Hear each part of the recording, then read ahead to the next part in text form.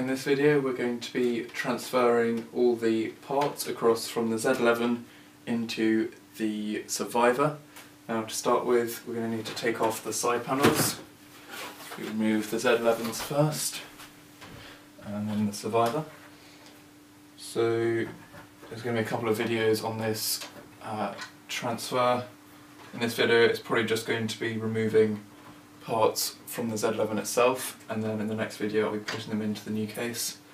There's plenty of cable management to be done in the new case. There's lots of cables, and I'll also be putting in the new fan controller, which I've unboxed recently. So I've got to undo all these thumb screws first on the Survivor, and then we can get it off.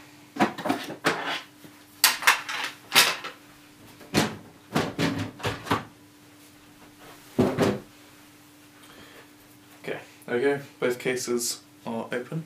So the first thing we're going to remove from the Z11 is the graphics card. So that just needs one screw here on the side, making sure you support it.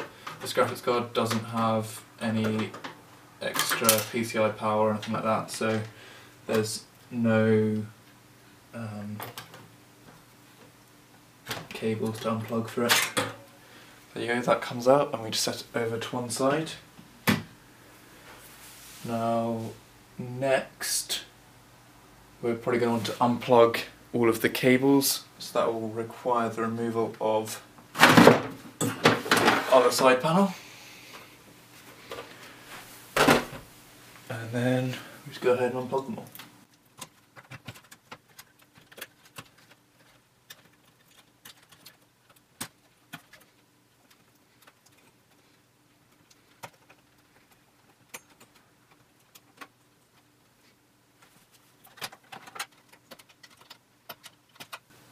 Okay, with all those cables unplugged from the motherboard, we can now go ahead and unscrew the motherboard itself.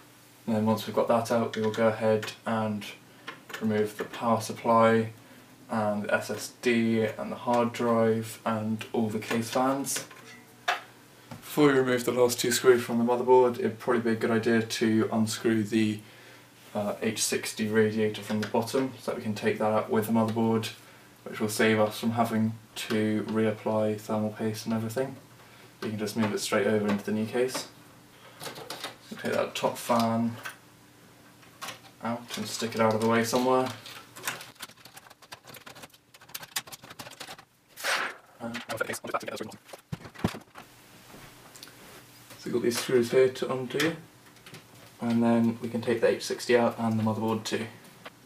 It's just 3 screws here.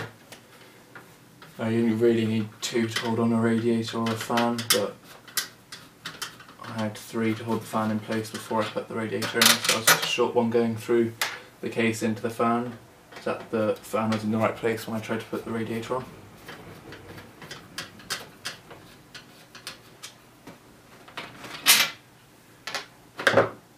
Okay, we've got the radiator out. Now I'm just going to bring you in closer and we'll get the last motherboard screws out, and then we can just lift the motherboard out.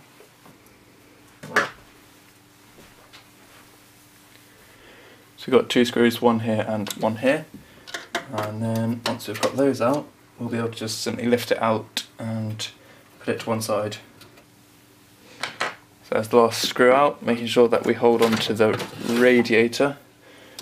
Then want to lift it out like so.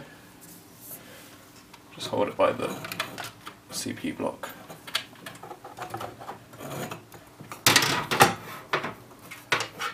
Get any cables out of the way of it so you can lift it out cleanly. There we go, there's the motherboard out. Next job is to remove all the case fans, so we need to take off the front panel.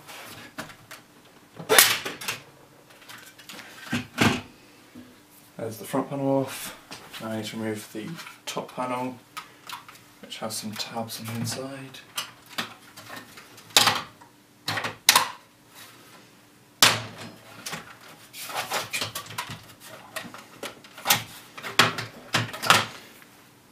So that's being restricted by the cables, which are cable tied down the back.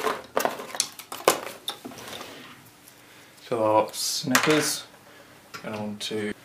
Now that we've loosened those cables, we should be able to lift this up and get to the fans, which are mounted at the top here.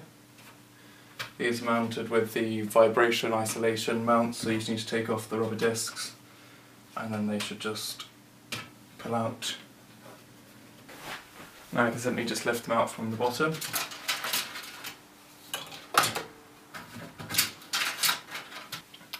Next up, I'm going to undo all the cables from hard drives, and then we can take the power supply out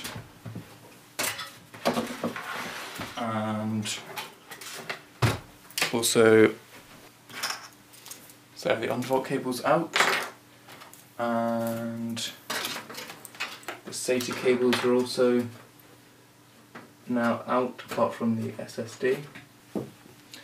Then we just need to snip some cable ties to get the rest out.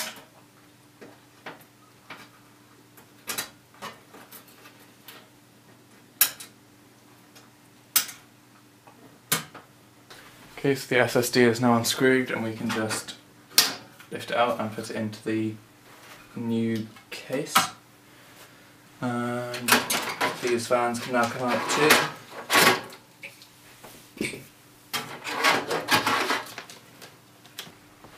To get the hard drive out, there's just one thumb screw in here, and then it just ought to slide out once we release it.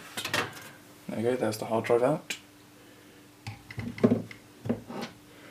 All that's left now is the front fan and the power supply, so let's go ahead and take out the power supply. It's just a simple 4 screws in the back.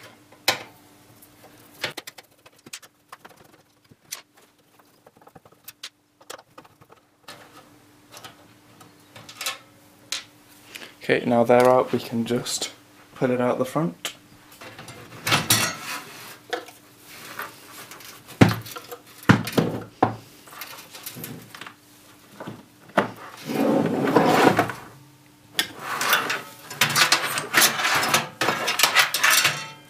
There you go, there's the power supply out. So we just need to take off the front fan, and then this case is well and truly empty. So the final fan is out, and that's it for this video, so don't forget to join me next week where we'll be putting all the bits back in the next case. So thanks for watching, don't forget to subscribe and leave any comments in the comment box down below.